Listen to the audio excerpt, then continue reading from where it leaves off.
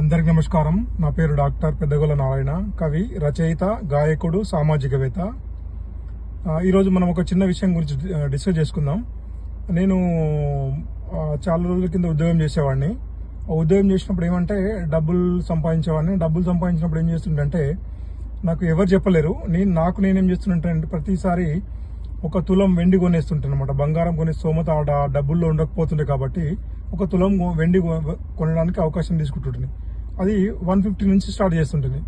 ఒక 150 రూపాయల నుంచి వెండి కొనుక్కుంటూ ఇట్లా వెళ్ళిన తర్వాత ఎక్కడైతే 450 రూపాయల కాడికి వచ్చిందో వెండి, అప్పుడు ఒక 80 తులాల వరకు అయిందనమాట. అప్పుడు ఆపేసేసాం చేసినంటే మొన్న ఎప్పుడైతే 800-750 రూపాయలు అయిందో వెండి, అప్పుడు ఆ వెండి అంతా కూడా అమ్మేసి ఆ డబ్బులతో పోగు చేసుకోవడం జరిగింది. నా ఉద్దేశం ఇక్కడ ఏమంటే, ఎవరైనా ఉద్యోగం కొత్తగా స్టార్ట్ చేసే వాళ్ళు ఏమంటే తప్పకుండా 40,000 కానీ 30,000 కానీ 50,000 కానీ శాలరీ వచ్చిన వాళ్ళు, కొత్తగా ఉద్యోగం స్టార్ట్ చేసిన వాళ్ళు ఖచ్చితంగా డబ్బు శాలరీలో నుంచి 2,000 లేదా 3,000 రూపాయలు 4,000 రూపాయలు ఏదైనా కూడా ఒక సేవింగ్ పర్పస్గా ఉపయోగించుకుంటే, జమ చేసుకుంటే, దాంతో ఏదైనా వెండి లాంటిది లేకపోతే బంగారం లాంటిది ఏమైనా కొనేసుకుంటే కనుక ఫ్యూచర్లో మనకు డబ్బులు లేనప్పుడు కనుక తప్పకుండా అవి ఆపద కాలంలో డబ్బులు మనకు ఉపయోగపడతాయి. కాబట్టి తప్పకుండా ప్రతి కొత్త ఉద్యోగి ఇలాంటి మంచి అలవాటును చేసుకుంటే కనుక ఫ్యూచర్లో మనకు డబ్బులు లేనప్పుడు ఆ డబ్బులు కష్టకాలంలో మనకు వినియోగంలోకి వస్తాయి.